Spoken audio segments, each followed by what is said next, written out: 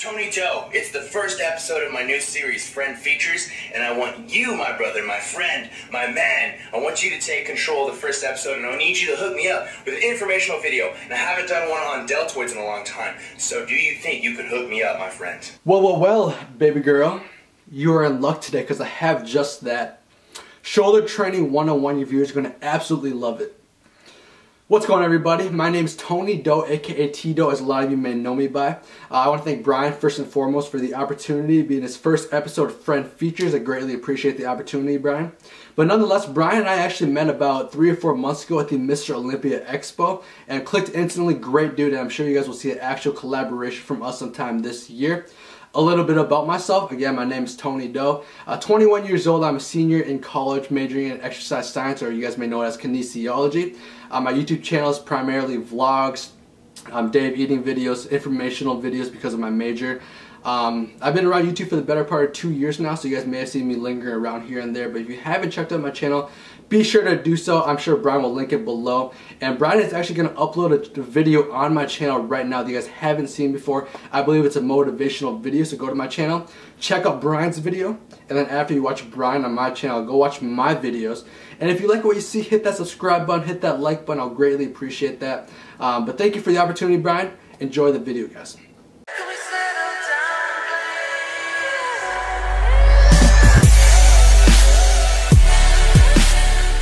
What's going on, YouTube family? It's your boy T-Doe checking in. Welcome to Shoulder Training 101. So about 5 months back I did a video on chest training in this fashion, and a lot of you guys enjoyed it. You guys left comments in that video saying you wanted me to do other muscle groups, and shoulders were one of the more popular ones. So that's what this video is. Strictly speaking on shoulders, we're not speaking of the traps or the rotator cuffs, because a lot of people like to group those things together with the deltoids. But for this video, strictly deltoids, okay? So nothing new information here, but I'm going to be spewing a lot of just kind of basic information towards you guys about the deltoids, as well as giving you guys exercises that I think you should be incorporating, the bread and butter shoulder training, or ones that you shouldn't necessarily be doing at all or as much. But nonetheless, there are 3 heads to the deltoid. There's the anterior head, the lateral head, and then the posterior head. Or in other words, it's a front head, the middle head, and the back head, or the rear head, whatever you guys want to call it. Each originate in different areas, and each insert into the deltoid tuberosity. I'm not going to get too much into that, but for instance, the anterior head originates on the clavicle and inserts into the deltoid tuberosity. So likewise with the other 2, different origins, okay?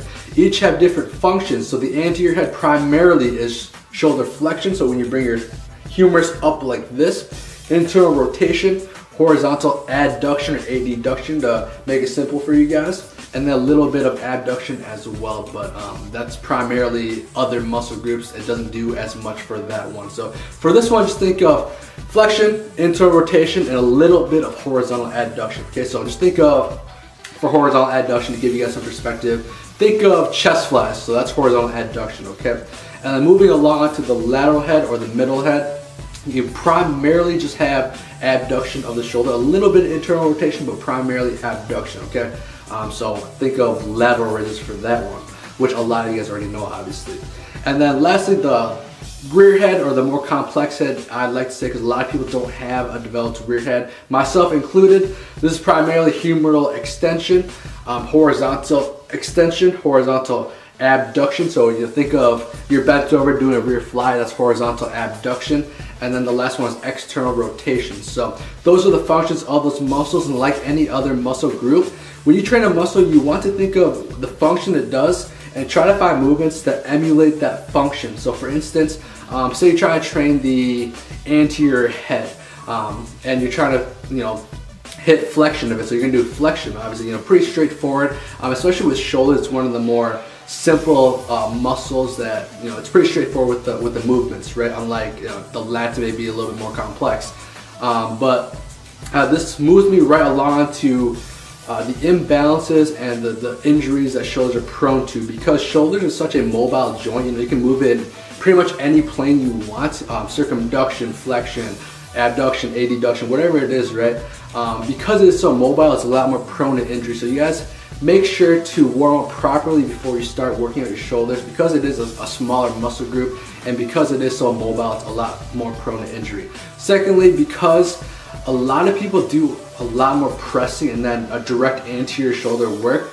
You're more prone to developing an anterior shoulder roll, so an imbalance between your shoulder, anterior shoulder, and your posterior shoulder, and that puts your shoulder in a compromised position.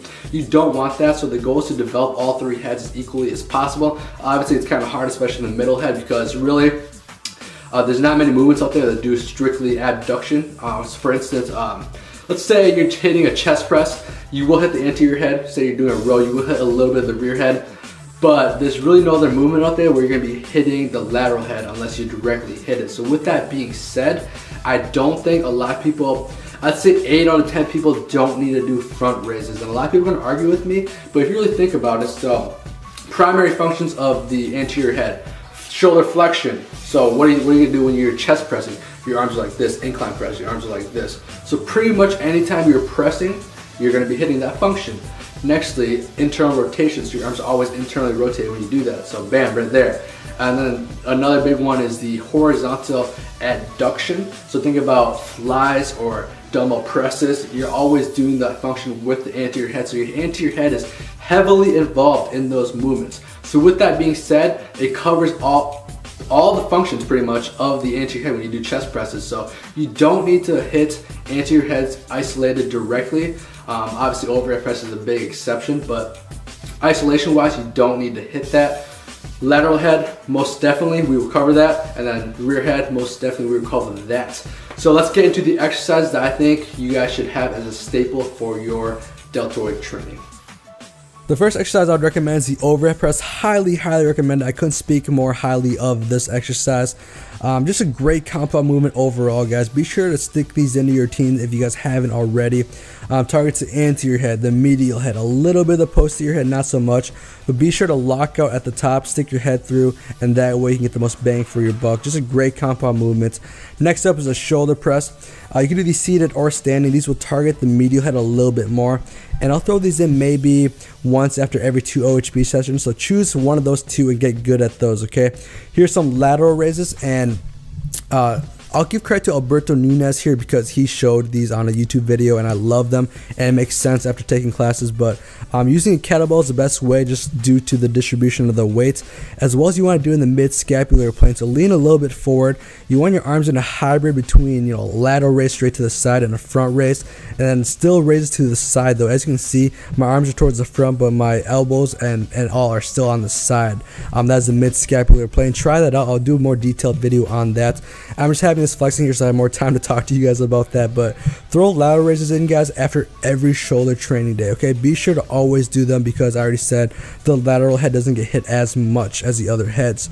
Here is some bent over reverse flies to directly target the rear delts. I would highly recommend you guys always do rear delt work to, you know, develop those rear delts because the anterior delts get worked way more. Here are some face pulls. Again, I love these. You get pretty much all functions of the rear delt, and that covers the training, guys. Throw these in. I love these, all of them. So that is the video, guys. I hope you guys did enjoy it. Shoulder training 101. Literally one of my favorite muscle groups, the deltoids, both in terms of aesthetics as well as training them. I love training shoulders. I really think, in my opinion, that shoulders give that final touch to an aesthetically pleasing physique. Think of it as a cherry on top. That's kind of how I view the shoulders, the deltoids, specifically the lateral head. Really that 3D capped look finishes off a physique. And now that I say that, 3D delts are very hard for a natural to get.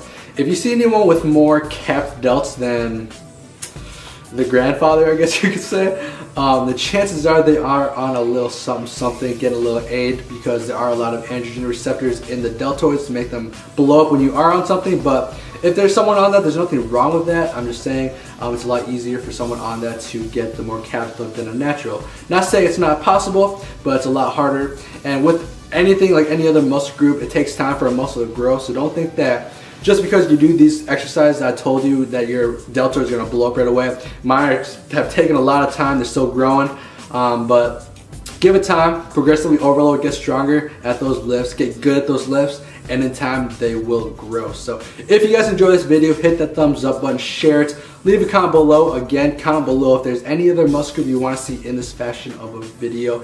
And other than that, I hope you guys enjoyed the video. Tito checking out. Peace, guys.